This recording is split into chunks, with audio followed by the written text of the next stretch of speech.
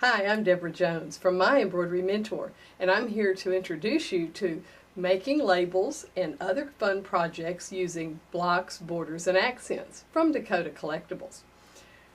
Using this collection, you can make door hangers for kids' doors, you can make gift tags for gift baskets, or the most exciting one of all, I think, is the freestanding labels that can be applied to the back of quilts or any other item you'd like to use them for. We're going to look in detail at how to make these labels that have an overcast enclosed border. This is really a professional finish to that special project, and here's exactly how to make them step by step. Choose one of the 4 included label shapes for your label. If you use embroidery software on your computer, load the design into your software and add your personalization to fit inside the label border. You can also stitch the label and add personalizations using the lettering built into your machine. For best results, use light density settings such as 0.5 or 0.50 for the lettering on your quilt label. Accent designs are included in this collection that can be used to dress up your quilt label. You can use other small designs as well.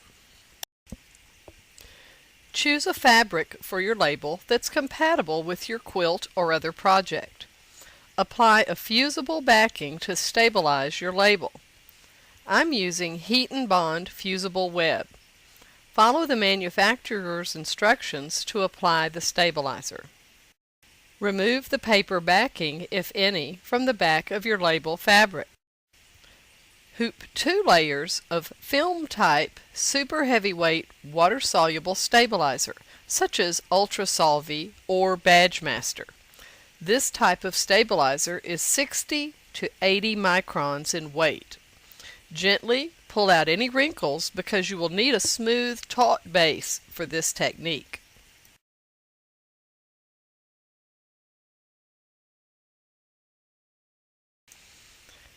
Insert the hooped stabilizer in the machine. Place the prepared fabric over the hoop and start the machine with the first color, the color that you want for the border of the label.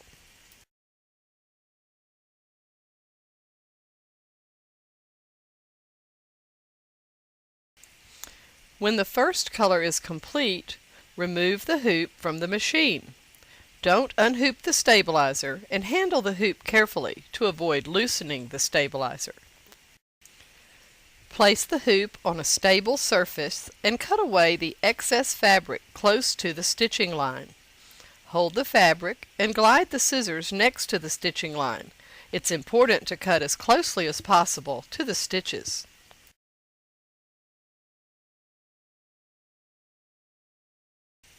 After cutting the fabric, place the hoop back into the machine, being careful not to loosen the stabilizer in the hoop.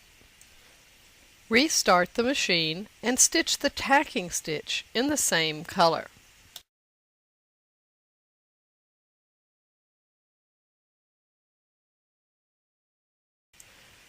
When the machine stops, start it again in the same color to apply the satin stitch border for the label.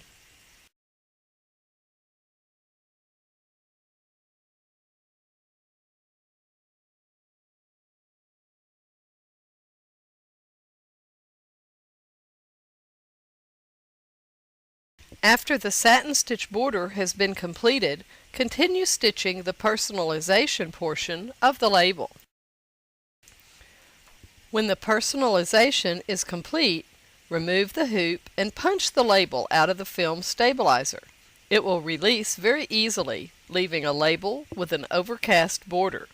The label is ready to be stitched onto a quilt or any other project.